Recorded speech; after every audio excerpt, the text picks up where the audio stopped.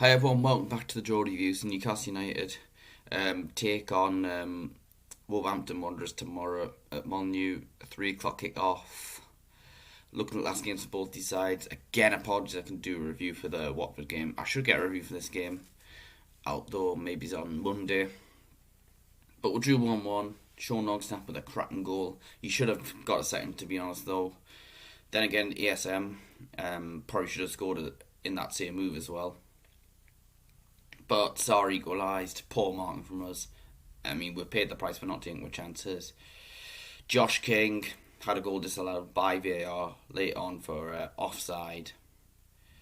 As for Wolves, they beat Southampton 1-0. Jimenez getting in the only goal of the game. His first goal in the Premier League since that horrific injury got against Arsenal last November. Look, also in the week we had this cat case going on with the Premier League.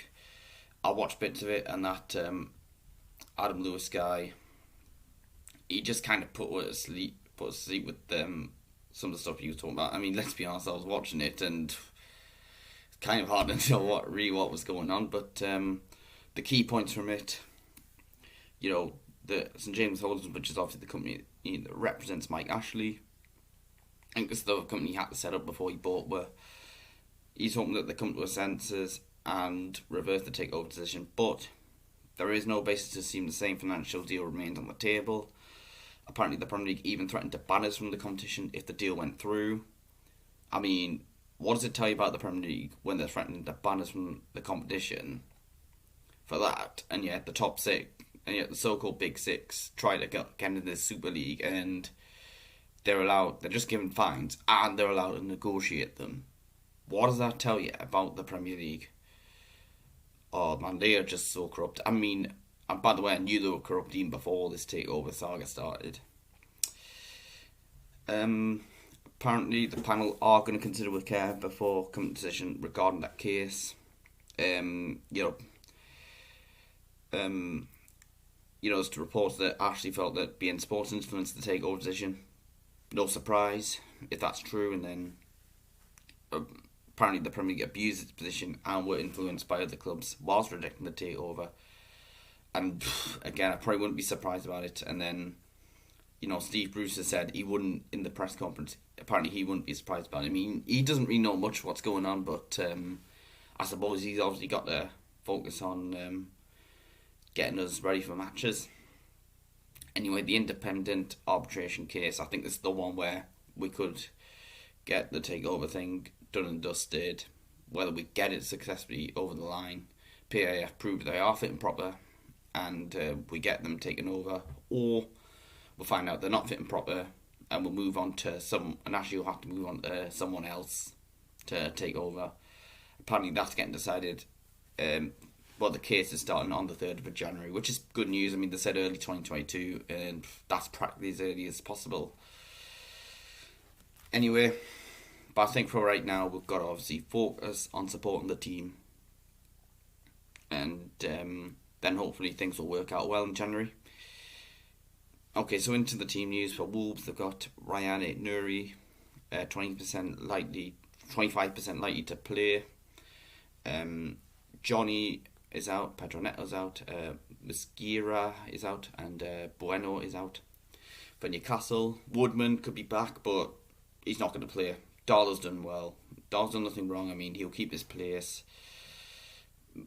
He might get a place on the bench at best, but I can't see it. I mean, Gillespie will be second choice on the bench for the keeper.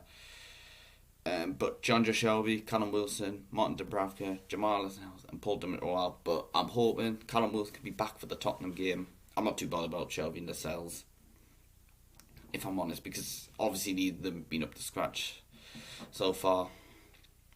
But the international break, it's coming at a good time for us next weekend. Right, so players to watch out for from Wolves.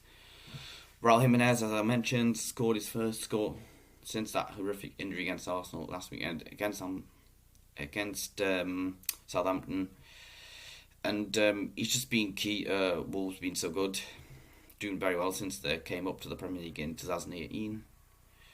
So we've really got to watch out for him. Adama Traore, a lot of pace to burn. Whoever's playing left back's gotta be on their game. Daniel Pedence, who I think is a decent player. Then Ruben Neves, very good midfielder.